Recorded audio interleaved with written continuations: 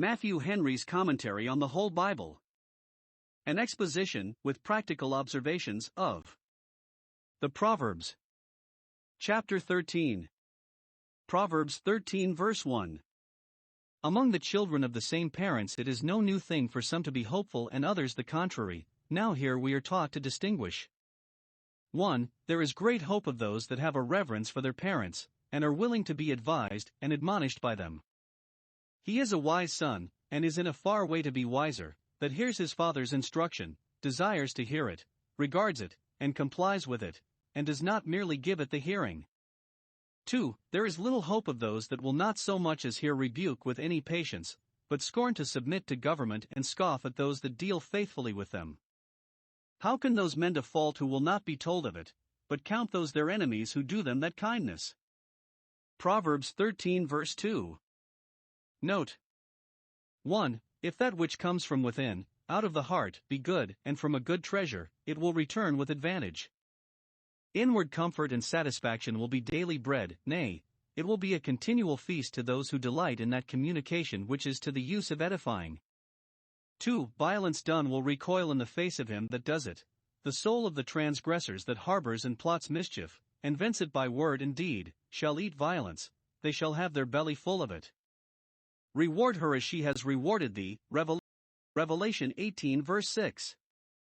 Every man shall drink as he brews, eat as he speaks, for by our words we must be justified or condemned. Matthew 12 verse 37. As our fruit is, so will our food be. Romans 6 verses 21 and 22. Proverbs 13 verse 3.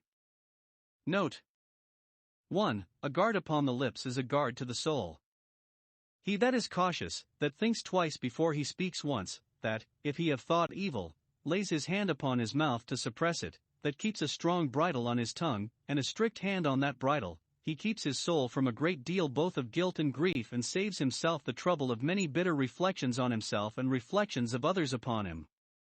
2. There is many a one ruined by an ungoverned tongue, he that opens widely his lips, to let our quod in buccum venerit whatever comes uppermost, that loves to bawl, and bluster, and make a noise, and affects such a liberty of speech as bids defiance both to God and man, he shall have destruction. It will be the destruction of his reputation, his interest, his comfort, and his soul forever. James 3 verse 6. Proverbs 13 verse 4. Here is 1. The misery and shame of the slothful. See how foolish and absurd they are. They desire the gains which the diligent get, but they hate the pains which the diligent take. They covet everything that is to be coveted, but will do nothing that is to be done, and therefore it follows, they have nothing. For he that will not labor let him hunger, and let him not eat. 2 Thessalonians 3 verse 10. The desire of the slothful, which should be his excitement, is his torment, which should make him busy, makes him always uneasy, and is really a greater toil to him than labor would be. 2. The happiness and honor of the diligent. Their soul shall be made fat, they shall have abundance, and shall have the comfortable enjoyment of it, and the more for its being the fruit of their diligence. This is especially true in spiritual affairs. Those that rest in idle wishes know not what the advantages of religion are, whereas those that take pains in the service of God find both the pleasure and profit of it. Proverbs 13 verse 5. Note 1. Where grace reigns, sin is loathsome. It is the undoubted character of every righteous man that he hates lying, that is, all sin, for every sin is a lie, and particularly all fraud and falsehood in commerce and conversation. Not only that he will not tell a lie, but he abhors lying, from a rooted reigning principle of love to truth and justice, and conformity to God. 2. Where sin reigns the man is loathsome. If his eyes were opened, and his conscience awakened, he would be so to himself. He would abhor himself and repent in dust and ashes. However, he is so to God and all good men, particularly, he makes himself so by lying, than which there is nothing more detestable. And, though he may think to face it out a while, yet he will come to shame and contempt at last, and will blush to show his face. Daniel 12 verse 2.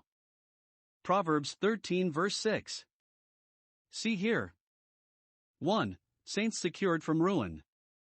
Those that are upright in their way, that mean honestly in all their actions, adhere conscientiously to the sacred and eternal rules of equity, and deal sincerely both with God and man, their integrity will keep them from the temptations of Satan, which shall not prevail over them, the reproaches and injuries of evil men, which shall not fasten upon them, to do them any real mischief. Psalm 25 verse 21.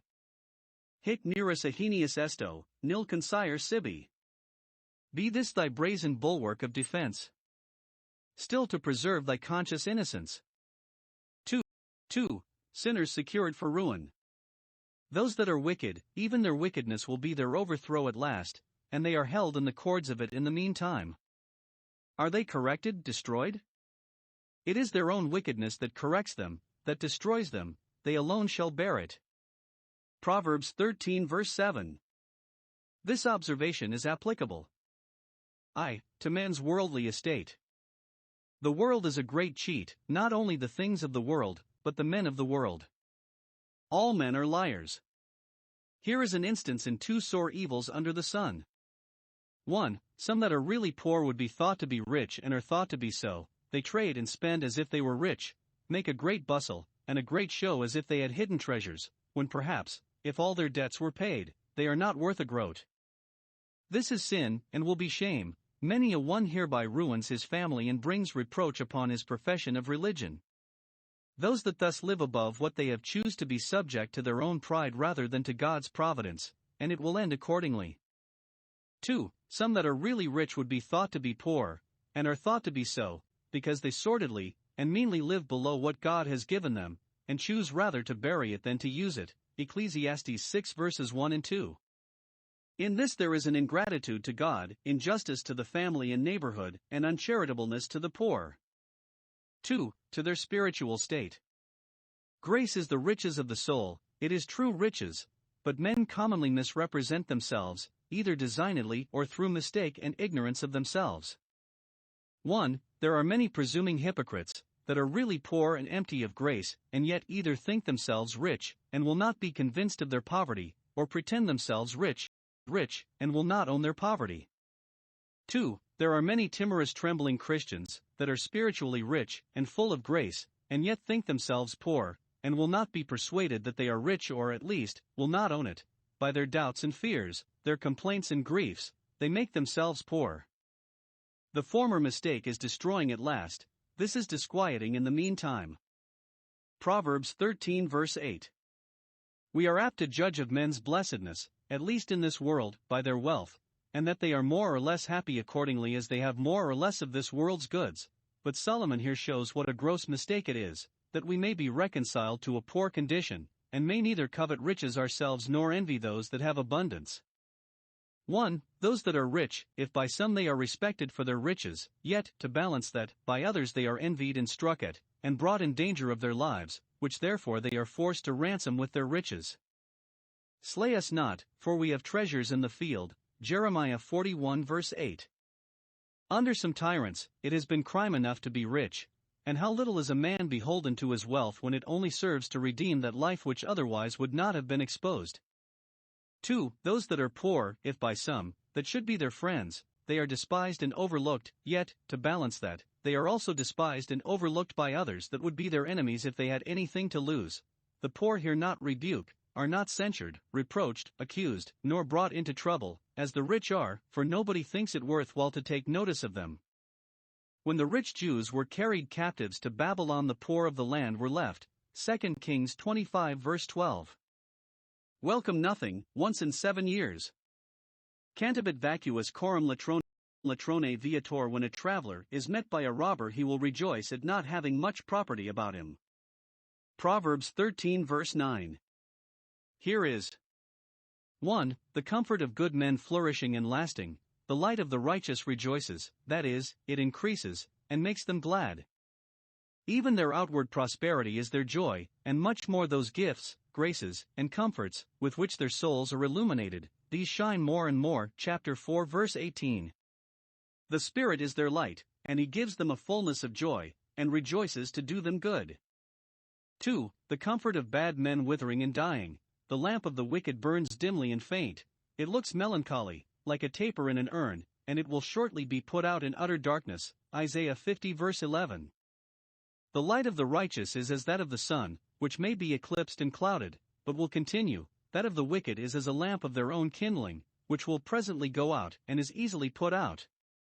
Proverbs 13 verse 10. Note 1. Foolish pride is the great make-bait. Would you know whence come wars and fightings? They come from this root of bitterness. Whatever hand other lusts may have in contention, passion, envy, covetousness, pride has the great hand. It is its pride that it will itself sow discord and needs no help. Pride makes men impatient of contradiction in either their opinions or their desires, impatient of competition and rivalship, impatient of contempt, or anything that looks like a slight, and impatient of concession and receding from a conceit of certain right and truth on their side, and hence arise quarrels among relations and neighbors, quarrels in states and kingdoms, in churches and Christian societies. Men will be revenged, will not forgive, because they are proud. 2. Those that are humble and peaceable are wise and well advised. Those that will ask and take advice, that will consult their own consciences, their Bibles, their ministers, their friends, and will do nothing rashly, are wise, as in other things, so in this, that they will humble themselves, will stoop and yield, to preserve quietness and prevent quarrels. Proverbs 13 verse 11. This shows that riches wear as they are won and woven. 1. That which is won ill will never wear well, for a curse attends it which will waste it, and the same corrupt dispositions which incline men to the sinful ways of getting well incline them to the like sinful ways of spending. Wealth gotten by vanity will be bestowed upon vanity, and then it will be diminished. That which is got by such employments as are not lawful, or not becoming Christians, such as only serve to feed pride and luxury, that which is got by gaming, or by the stage, may as truly be said to be gotten by vanity as that which is got by fraud and lying, and will be diminished. De male qui situs vix got et tertius hers ill-gotten wealth will scarcely be enjoyed by the third generation. 2. That which is got by industry and honesty will grow more, instead of growing less. It will be a maintenance, it will be an inheritance, it will be an abundance. He that labors, working with his hands, shall so increase as that he shall have to give to him that needs, Ephesians 4 verse 28, and, when it comes to that, it will increase yet more and more. Proverbs 13 verse 12. Note 1. Nothing is more grievous than the disappointment of a raised expectation, though not in the thing itself by a denial, yet in the time of it by a delay. Hope deferred makes the heart sick and languishing, fretful and peevish, but hope quite dashed kills the heart, and the more high the expectation was raised the more cutting is the frustration of it. It is therefore our wisdom not to promise ourselves any great matters from the creature, not to feed ourselves with any vain hopes from this world, lest we lay up matter for our own vexation, and what we do hope for let us prepare to be disappointed in, that, if it should prove so, it may prove the easier, and let us not be hasty. 2. Nothing is more grateful than to enjoy that, at last, which we have long wished and waited for. When the desire does come, it puts men into a sort of paradise, a garden of pleasure, for it is a tree of life. It will aggravate the eternal misery of the wicked that their hopes will be frustrated, and it will make the happiness of heaven the more welcome to the saints that it is what they have earnestly longed for as the crown of their hopes. Proverbs 13 verse 13. Here is 1. The character of one that is marked for ruin, he that despises the word of God, and has no regard to it, no veneration for it, nor will be ruled by it, certainly he shall be destroyed, for he slights that which is the only means of curing a destructive disease, and makes himself obnoxious to that divine wrath which will certainly be his destruction. Those that prefer the rules of carnal policy before divine precepts, and the allurements of the world and the flesh before God's promises and comforts, despise his word, giving the preference to those things that stand in competition with it, and it is to their own just destruction. They would not take warning. 2. The character of one that is sure to be happy, he that fears the commandment, that stands in awe of God, pays a deference to his authority, has a reverence for his word, is afraid of displeasing God and incurring the penalties annexed to the commandment, shall not only escape destruction, but shall be rewarded for his godly fear. In keeping the commandment there is great reward. Proverbs 13 verse 14. By the law of the wise and righteous, here, we may understand either the principles and rules by which they govern themselves, or, which comes all to one, the instructions which they give to others, which ought to be as a law to all about them, and if they be so. 1. They will be constant springs of comfort and satisfaction, as a fountain of life, sending forth streams of living water, the closer we keep to those rules, the more effectually we secure our own peace. 2. They will be constant preservatives from the temptations of Satan. Those that follow the dictates of this law will keep at a distance from the snares of sin, and so escape the snares of death which those run into that forsake the law of the wise. Proverbs 13 verse 15. If we compare not only the end, but the way, we shall find that religion has the advantage. 4. 1. The way of saints is pleasant and agreeable. Good understanding gains favor with God and man. Our Savior grew in that favor when he increased in wisdom. Those that conduct themselves prudently, and order their conversation aright in everything, that serve Christ in righteousness and peace and joy in the Holy Ghost, are accepted of God and approved of men. Romans 14 verses 17 and 18. And how comfortably will that man pass through the world who is well understood, and is therefore well accepted. 2. The way of sinners is rough and uneasy and, for this reason, unpleasant to themselves, because unacceptable to others. It is hard upon others, who complain of it, hard to the sinner himself, who can have little enjoyment of himself while he is doing that which is disobliging to all mankind. The service of sin is perfect slavery, and the road to hell is strewed with the thorns and thistles that are the products of the curse. Sinners labor in the very fire. Proverbs 13 verse 16. Note. 1. It is wisdom to be cautious. Every prudent discreet man does all with knowledge, considering with himself and consulting with others, acts with deliberation, and is upon the reserve, is careful not to meddle with that which he has not some knowledge of, not to launch out into business which he has not acquainted himself with, will not deal with those that he has not some knowledge of, whether they may be confided in. He is still dealing in knowledge, that he may increase the stock he has. 2. It is folly to be rash, as the fool is, who is forward to talk of things he knows nothing of and undertake that which he is no way fit for, and so lays open his folly, and makes himself ridiculous. He began to build and was not able to finish. Proverbs 13 verse 17. Here we have 1. The ill consequences of betraying a trust. A wicked messenger who, being sent to negotiate any business, is false to him that employed him, divulges his counsels, and so defeats his designs, cannot expect to prosper, but will certainly fall into some mischief or other, will be discovered and punished, since nothing is more hateful to God and man than the treachery of those that have a confidence reposed in them.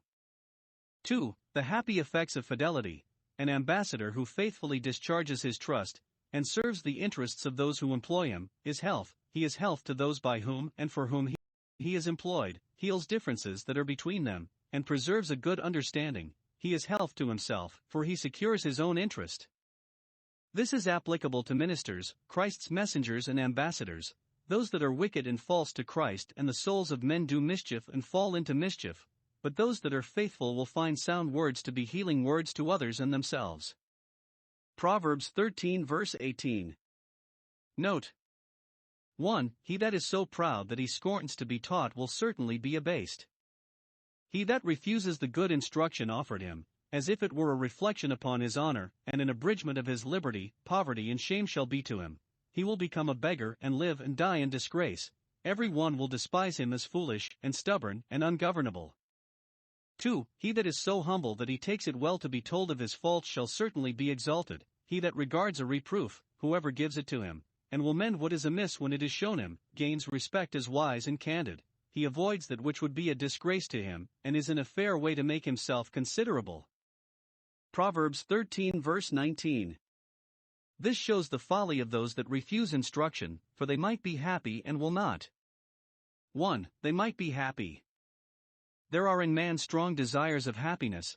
God has provided for the accomplishment of those desires, and that would be sweet to the soul, whereas the pleasures of sense are grateful only to the carnal appetite. The desire of good men towards the favor of God and spiritual blessings brings that which is sweet to their souls. We know those that can say so by experience. Psalm 4 verses 6 and 7. 2. Yet they will not be happy, for it is an abomination to them to depart from evil, which is necessary to their being happy. Never let those expect anything truly sweet to their souls that will not be persuaded to leave their sins, but that roll them under their tongues as a sweet morsel. Proverbs 13 verse 20. Note 1. Those that would be good must keep good company, which is an evidence for them that they would be good. Men's character is known by the company they choose, and will be a means of making them good, of showing them the way and of quickening and encouraging them in it. He that would be himself wise must walk with those that are so, must choose such for his intimate acquaintance, and converse with them accordingly, must ask and receive instruction from them, and keep up pious and profitable talk with them. Miss not the discourse of the elders, for they also learned of their fathers. Ecclesiasticus 8:9. And Ecclesiasticus 6:35, be willing to hear every godly discourse, and let not the parables of understanding escape thee. 2. Multitudes are brought to ruin by bad company. A companion of fools shall be broken, so some shall be known. So the Septuagint, known to be a fool, nascitur ex socio, he is known by his company. He will be like them, so some will be made wicked, so others. It comes all to one, for all those, and those only, that make themselves wicked, will be destroyed, and those that associate with evildoers are debauched, and so undone, and at last ascribe their death to it. Proverbs 13:21. Here see 1. How unavoidable the destruction of sinners is. The wrath of God pursues them, and all the terrors of that wrath. Evil pursues them closely wherever they go, as the avenger of blood pursued the manslayer, and they have no city of refuge to flee to. They attempt an escape, but in vain. Whom God pursues he is sure to overtake. They may prosper for a while and grow very secure, but their damnation slumbers not, though they do. 2. How indefeasible the happiness of the saints is.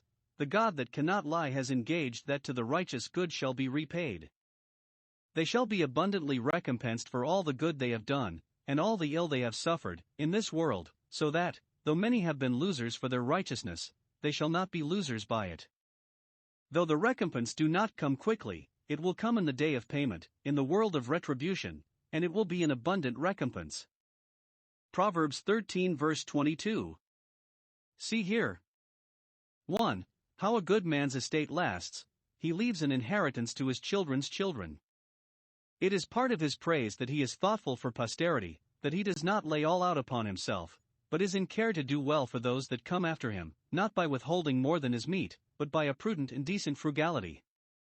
He trains up his children to this, that they may leave it to their children, and especially he is careful, both by justice and charity, to obtain the blessing of God upon what he has, and to entail that blessing upon his children, without which the greatest industry and frugality will be in vain. A good man, by being good and doing good, by honoring the Lord with his substance and spending it in his service, secures it to his posterity, or, if he should not leave them much of this world's goods, his prayers, his instructions, his good example, will be the best entail, and the promises of the covenant will be an inheritance to his children's children. Psalm 103:17.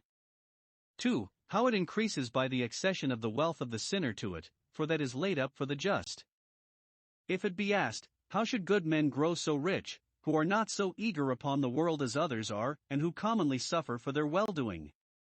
It is here answered, God, in his providence, often brings into their hands that which wicked people had laid up for themselves. The innocent shall divide the silver, Job 27:16-17.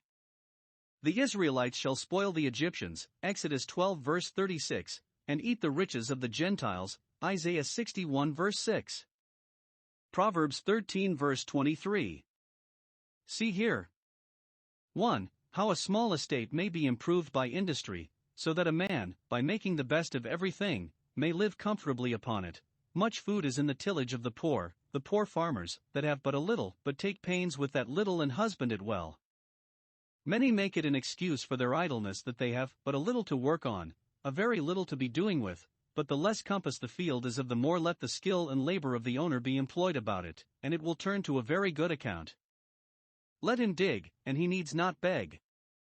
2. How a great estate may be ruined by indiscretion. There is that has a great deal, but it is destroyed and brought to nothing for want of judgment, that is, prudence in the management of it. Men overbuild themselves or overbuy themselves, keep greater company, or a better table, or more servants, than they can afford, suffer what they have to go to decay, and do not make the most of it. By taking up money themselves, or being bound for others, their estates are sunk, their families reduced, and all for want of judgment. Proverbs 13:24. Note 1. To the education of children in that which is good there is necessary a due correction of them for what is amiss. Every child of ours is a child of Adam, and therefore has that foolishness bound up in its heart which calls for rebuke, more or less, the rod and reproof which give wisdom. Observe, it is his rod that must be used, the rod of a parent, directed by wisdom and love, and designed for good, not the rod of a servant. 2. It is good to begin betimes with the necessary restraints of children from that which is evil, before vicious habits are confirmed. The branch is easily bent when it is tender. 3. Those really hate their children, though they pretend to be fond of them, that do not keep them under a strict discipline, and by all proper methods, severe ones when gentle ones will not serve, make them sensible of their faults and afraid of offending. They abandon them to their worst enemy, to the most dangerous disease, and therefore hate them. Let this reconcile children to the correction their good parents give them. It is from love, and for their good. Hebrews 12 verses 7-9. Proverbs 13 verse 25. Note 1. It is the happiness of the righteous that they shall have enough, and that they know when they have enough. They desire not to be surfeited, but being moderate in their desires, they are soon satisfied. Nature is content with a little and grace with less. Enough is as good as a feast. Those that feed on the bread of life, that feast on the promises, meet with abundant satisfaction of soul there, eat, and are filled. 2. It is the misery of the wicked that, through the insatiableness of their own desires, they are always needy. Not only their souls shall not be satisfied with the world and the flesh, but even their belly shall want, their sensual appetite is always craving. In hell they shall be denied a drop of water.